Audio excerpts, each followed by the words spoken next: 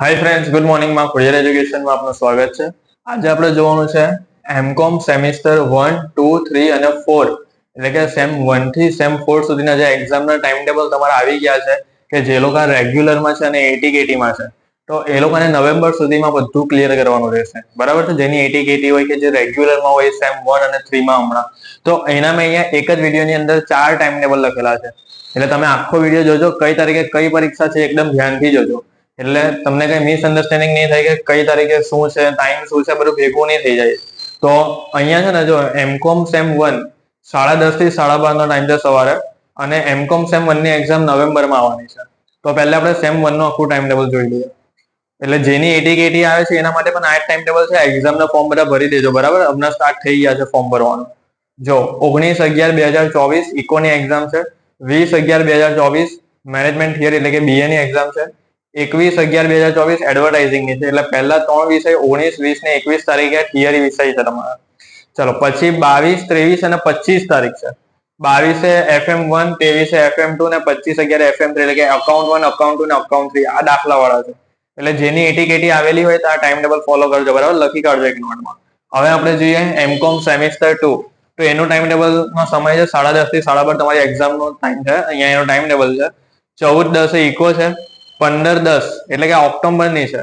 15:10 management, બરાબર, એટલે કે બીએ. 16:10 એડવર્ટાઇઝિંગ. 17:10 FM4. 18:10 FM5 ને 19:10 FM6 આ અકાઉન્ટ છે ને આ થિયરી છે.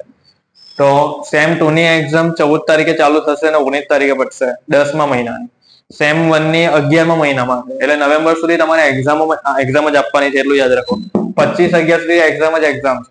બરાબર છે. એટલે આ યરમાં ક્લિયર કરી નાખજો તો તમારી ડિગ્રી છે ને હવે આવશે 2025 ની અંદર. બરાબર છે. ચાલો, હવે જોઈએ સેમ 3. તો સેમ 3 માં જે હમણાં રેગ્યુલર સ્ટુડન્ટ છે, બરાબર છે, એટલે કે હમણાં જે હાલમાં જે સેમ 3 માં છે અથવા એની એટી કેટી પણ પહેલા આવેલી હોય તો એના માટે, તો એની એક્ઝામ હમણાં જ ઓક્ટોબરમાં આવશે 14 તારીખે. હવે એક વસ્તુમાં શું છે, જો કે સેમ 2 અને સેમ 3 તો બંને જે એક્ઝામ છે ને એક જ તારીખે લેવાય છે.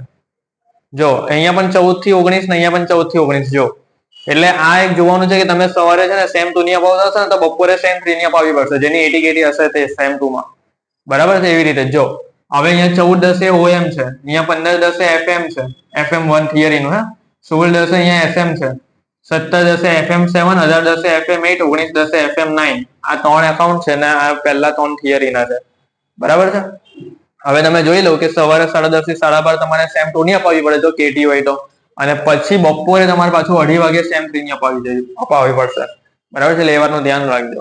હવે આવ્યું સેમ 4. હવે જેની સેમ 4 માં છે એના માટે શું છે કે જેની સેમ 4 માં પણ કેટી છે અને સેમ 1 ના કરે સેમ 1 માં પણ કેટી હોય એવા હોય તો જો એ લોકોનો ટાઈમ ટેબલ બંને મેચ થાય છે. જો સેમ 1 અને સેમ 4 બરાબર છે, તો બંનેનું પાછું એ મેચ થાય છે. આની તારીખ ને આની તારીખ જો સરખી જ છે. 19/11 OM છે, 20/11 FM2 ને 21/11 SM થિયરી ના વિષય.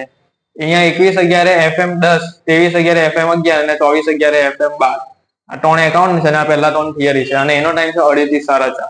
એટલે સેમ 1 અને સેમ 4 સાથે છે અને અહીંયા સેમ 2 અને સેમ 3 સાથે છે. હવે જો મારી એક વાત છે કે તમે છે ને જેમ બને તેમ હમણાં નવેમ્બર સુધી બધું ક્લિયર કરવાનું રાખજો. બરાબર છે. તો જ તમારે આગળ બીજી એક્ઝામ અપાશે અને તો જ ડિગ્રી આવશે. બરાબર છે. કારણ કે સેમ 4 માં તમે માનો કે હમણાં તમે રેગ્યુલરમાં સેમ 3 માં આવો, બરાબર, તો હમણાં નવેમ્બર સુધી તમે આ 1 ની અને 2 ની બધી કેટી ક્લિયર કરી નાખો અને સેમ 4 માં એવી મહેનત કરો કે એમાં કેટી નહીં આવે. બરાબર છે. અને અહીંયા આપણા ઓફલાઈન ક્લાસ ચાલુ છે, તો તમારે ઓફલાઈન જોઈન થવું હોય તો એમકોમ માં તમે ઓફલાઈન જોઈન થઈ શકો છો. બરાબર. અને અહીંયા આપણો નંબર પણ લખી દઈએ છે 7433858780. આની પર તમે ફોન કરીને માહિતી બધી મેળવી શકો છો એમકોમ વિશેની. બરાબર છે. તો તમારી એક્ઝામ માટે બેસ્ટ ઓફ લક. બરાબર પરીક્ષા અપાવજો.